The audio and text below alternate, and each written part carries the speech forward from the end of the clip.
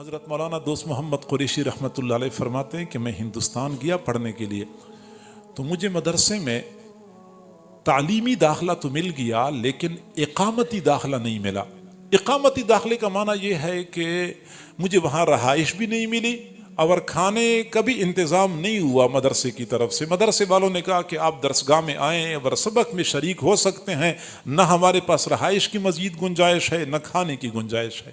فرماتے ہیں کہ میں پریشان تھا کہ کیا کروں۔ قریب ایک مسجد تھی، مسجد کے خادم سے میں نے بات کر لی کہ میں آپ کے ساتھ یہاں مسجد میں صفائی کیا کروں گا، آپ مجھے مسجد کے ایک کونے میں بستر لگانے کی اجازت دے دیں۔ وہ خادم تیار ہو گیا، گویا کہ رہائش کا مسئلہ تو حل ہو گیا لیکن کھانے کا مسئلہ پھر بھی حل نہیں ہوا تھا۔ میں بڑا پریشان غمگین تھا۔ آخر کار میں نے ارادہ کر لیا کہ بس میں پڑھنا چھوڑ دیتا ہوں، اپنے علاقے میں واپس چلا جاتا ہوں۔ فرماتے ہیں کہ میں عصر کے بعد مسجد سے باہر دروازے کے پاس بیٹھا ہوا تھا، بڑا مغموم تھا، افسردہ تھا کہ اب علم حاصل کرنا میری قسمت میں نہیں ہے۔ میں پریشان تھا۔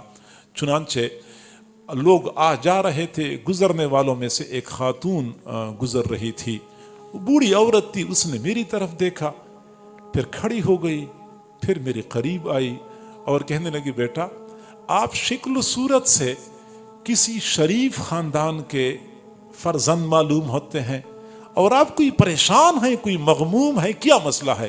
میں نے کہا بوڑھی اماں جاؤ اپنا کام کرو، اب مجھے اپنی پریشانی ہے، میری آپ کے اپنے مسائل ہوں گے۔ لیکن بوڑھی کہنے لگی نہیں، آپ نے مجھے بتانا ہوگا، شاید میں آپ کی مدد کر سکوں۔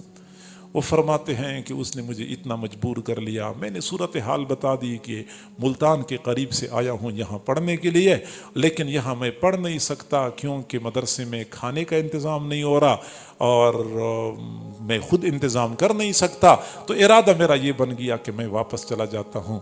تو بوڑھی اماں نے بہت لجاجت کے ساتھ مجھے کہا نہیں بیٹا آپ نے واپس نہیں جانا، آپ نے یہاں پڑھنا ہے، علم حاصل کرنا ہے، آپ کے کھانے کا انتظام میں کروں گی۔ میں نے پوچھا آپ کہاں سے کرو گی؟ اس نے کہا میں بیوہ عورت ہوں، میری اولاد کوئی نہیں ہے، یہاں قریب ایک گھر ہے، مالدار آدمی ہے، اس گھر میں صبح و شام برتن دھونے کا کام کرتی ہوں، تو مجھے صبح کے وقت 2 چپاتیاں مل جاتی ہیں، شام کو بھی 2 چپاتیاں مل جاتی ہیں، ایک چپاتی میں کھایا کروں گی، گزارا کروں گی، اور ایک چپاتی پہ آپ گزارا کریں، یوں آپ کا وقت گزرتا رہے گا، آپ علم حاصل کریں گے۔ فرماتے ہیں کہ میں نے کہا بہت اچھی بات ہے، چنانچہ وہ خاتون مطمئن ہو گئی۔ پھر وہ فرماتے ہیں کہ اس خاتون نے ایسی ڈیوٹی دی کہ جب مدرسے میں کھانے کی چھٹی ہوتی تھی میں دروازے پہ باہر آتا تھا تو ہمیشہ کے لیے وہ خاتون میرا انتظار کر رہی ہوتی تھی۔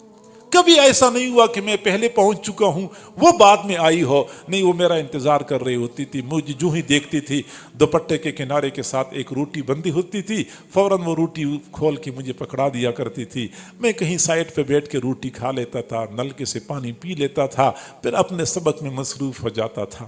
پھر فرماتے ہیں میرا پورا سال اسی طرح گزر گیا، اس خاتون نے ایسی ڈیوٹی دی، سال گزر گیا، اگلے سال پھر مجھے پورا داخلہ مل گیا، رہائش کا بھی انتظام ہو گیا، کھانے کا بھی انتظام ہو گیا، پھر وہ سلسلہ چلتا رہا یہاں تک کہ میں علم کے حصول سے فارغ ہوا، اپنے علاقے میں آیا، میں نے یہاں پہ دین کا کام شروع کیا اور کافی سالوں تک میں کام کرتا رہا۔